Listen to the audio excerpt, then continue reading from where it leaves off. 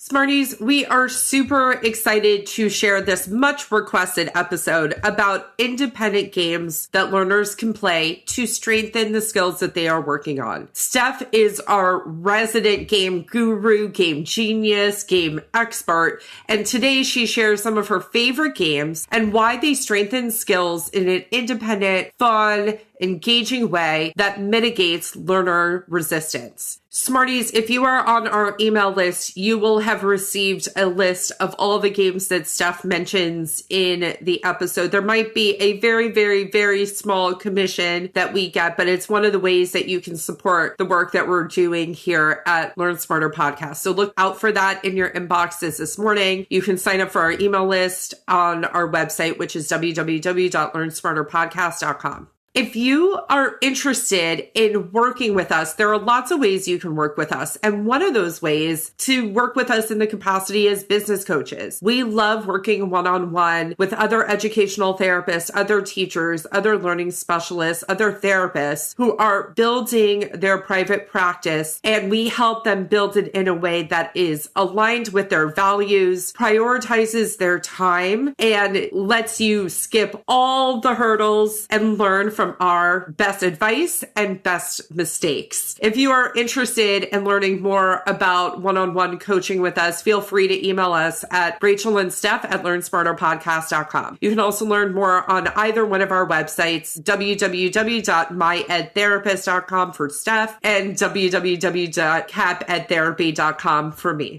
Let's dig in. You want to learn faster, but sometimes working harder is just not the answer. You have to learn smarter. The Educational Therapy Podcast. Hi, Smarties. Welcome to episode 367 of Learn Smarter, the Educational Therapy Podcast. I'm Stephanie Pitts. And I'm Rachel Kapp. And today we're talking about one of my favorite topics, which is games. It's been a while. It has been a while. It's been a while since we've done a games episode. I'm excited. I'm excited to have this conversation. And it's been on our list for a very long time. It's been much requested. It has. And we sort of purposely decided, okay, we needed to do this for summer because didn't want it to get lost in the end of the year craziness. But people have been asking, and we're going to talk about some games that I love, games that I've mentioned before, but also just to get it out there and remind you of some games that you can play and why we're talking about independent games.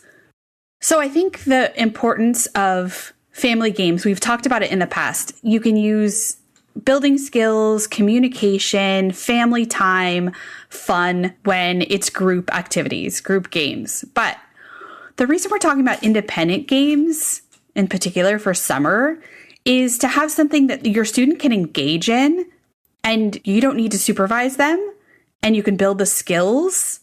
And it can be time without screens, which I know everybody is really looking for. What can my kid do when, they might go to camp, they might go to summer school, but when they get home, all they want to do is go on a screen. So what are some things that we can do to still build those skills and keep them occupied without having to go on the screen? And what I love about this, it's like the same thing as hiding vegetables in your kids' food and like grinding them up so that they get the nutrition that they need, but maybe we avoid some of that resistance that they might have. Yeah. And it's just about exposure, right? And so opportunities and exposure that are low stakes, fun, engaging, they don't realize what they're learning. It's so fun. And that's my favorite thing. And low investment, high return, right? You put a game and most of the time, a lot of the kids get hooked.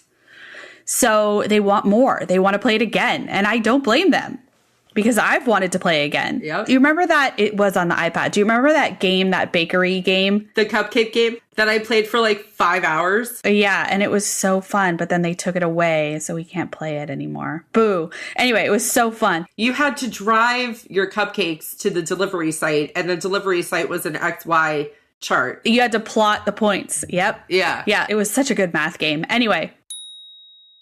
Hey, Smarties, this is Rachel and Steph, and we are just popping in with a quick Reminder, did you know we offer coaching specifically for professionals who want to grow their educational practices and businesses? Whether you're just getting started, looking to streamline your systems, or you're ready to scale your business, we're here to help you build something that actually works for your life and for your clients. We have been in your shoes, Smarties, and we've helped tons of other professionals do exactly what you're trying to do without the burnout, without the guesswork, and with keeping your quality of life at the forefront. So if you've been thinking, I need support like this in my practice, or I'm starting my practice and I don't know where to start, and Rachel and Steph are people that I really think could help, this is your sign. Go to our website, Smarties. There's a few ways to connect with us. The fastest is going to be Rachel and Steph at LearnSmarterPodcast.com. You have the option of coaching with both of us. I'll be honest, most people pick one of us to do whoever you feel more connected to. You can also go to our individual websites, www.capedtherapy.com. That's my website, or Steph's website, www.myedtherapist.com. We'd love to support you in building a business you actually love. And now, back to the episode.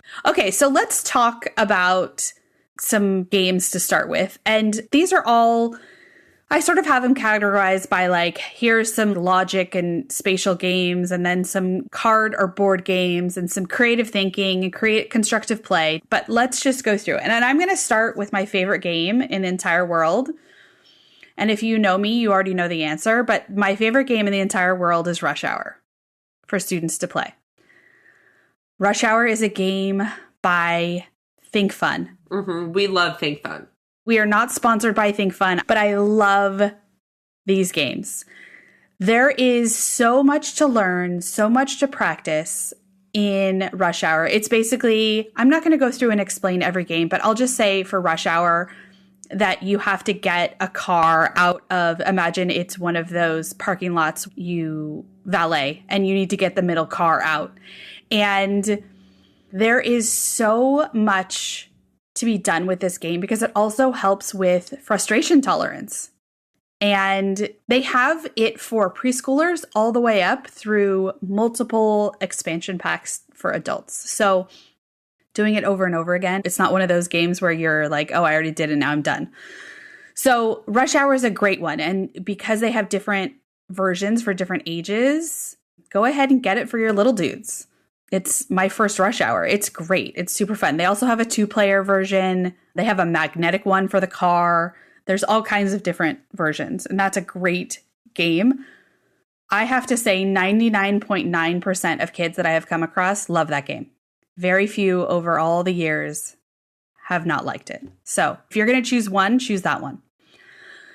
The next I'm going to talk about is Roller Coaster Challenge, where you build your own roller coaster. And that is fun because it's a marble that you can send through the roller coaster. It has loop-de-loops and stuff, which is so fun. The kids love that. If your kid is into dogs or cats, there's Dog Crimes or Cat Crimes, where they're solving a mystery, and it's a lot of deductive reasoning. Gravity Maze, which is a marble that goes through a maze that you create. Very similar to Roller Coaster Challenge, but it's like a little bit more typical of your marble game. The other thing I want to throw in there is Tetris. We all know Tetris from growing up, or maybe not growing up, but we all know Tetris. And it was a video game, and they have online versions of it, but they also have the physical game. So they have a huge one at Costco that I actually own that is life-size, that's great for the backyard. They have the board game that you can get online or even at Target, and that one is really fun as well. So you can play Tetris and all of the benefits of it, but it doesn't have to be on a screen. The other thing is thinking about solitaire chess. There are some solitaire chess games, or even if you want to do an online version, chess is a great way to practice a lot of skills, a lot of executive functioning, planning, prioritizing, etc. Then things about board games, card games. If you want to do a little bit more creative, there's story cubes where you have to roll and create a story from the things that come up. There's all different versions. So you can also get ones that have like your child's favorite characters. so that they feel a little bit more engaged and willing to write a story. Or even if writing is a real challenge, they can verbally tell you a story. Or they can do speech to text. Think outside the box of how you could make it fun, but they're still practicing and learning. Then there's solo versions of Uno. There's solo versions of Sushi Go. You can do things like Set or Bananagrams, Spot It. Those are all really great games to just get the brain thinking a little bit and using those executive functioning skills, and also practicing things like spelling, practicing things like being able to visually discriminate and speed and accuracy and things like that that they might have fun with. Then the other thing is also looking at things like Mad Libs. Who doesn't love Mad Libs? We had those growing up. Always fun. There's prompt journals. There's all kinds of prompt journals, and they don't have to be what do you like when? Right. Because a lot of kids really struggle with answering personal questions. So there's prompt journals, like we have one called Unjournaling, that has nothing to do with what they specifically like as a student. It's literally answering other prompts that doesn't have anything personal in it. So a lot of times with a lot of kids, that's easier. The other thing you can also do is if it's a personal question, a really good strategy is to have them pick their favorite character and what would that character like or want. And sometimes that helps with the writer's block of knowing how to answer the question. Because remember, coming up with answers to a prompt, or answering a prompt rather, it's not only writing out what you want to say, it's coming up with what you want to say. And that's oftentimes the hardest part. So there's lots of word searches, lots of puzzles, there's books and things that you can get that you can make photocopies of and not even ruin the book that are fun. There's magnetic versions of things like that that are also really fun that you could do in the car if you're doing a car road trip. Then constructive play, which is always, get some movement in there. Lego challenges or even following the directions of Legos. Great way for them to break down and practice. Sometimes getting those Legos that are a little out of their ability, helping them with frustration tolerance, helping them do something that's a little harder, breaking it down. Let's just do this one part today. Doesn't all have to be done in one sitting. Those kinds of things, you're breaking it down for them. Then once again, regular puzzles. Picking their favorite character and they have to do a puzzle. You could put it on the table and it can just sit there and you can work on it over time. It doesn't have to be a one and done activity. Then Dr. Eureka. I'm going to end with Dr. Eureka. It's such a good one. Because we love this game. There's also a little dude version and it's called Go Go Gelato. And basically this is problem solving in a way that you have to get things in a certain order. You're given them in one order, and then you have to copy the picture, but you can't take things out and let them sit to the side. You have to figure out how to get there by moving them around and keeping them in their original tube, basically, that they give you. It looks like a chemistry set, sort of. You're messing around with all the different parts and moving them around. So these are just some examples of what you can do. There's lots of games out there that are so fun. The kids don't even realize that they are learning and they're practicing. And if you can talk about what was hard for them after, or what was fun, or what was easy. And you can also do it as a family, and you can model for them what was hard or easy for you when you do these games and talk about it. This is helping them with their metacognition and learning about their own profile and practicing and not letting that summer slide. Just having fun while learning is my best advice. All right, Smarties. So Steph just ran us through all of those really, really good, juicy games, some old favorites, some new ones that we've discovered in recent years. If you are interested in a list of all of these games that were mentioned in this episode, don't do that thing where you're on a walk and you're writing them all down as she's going through them.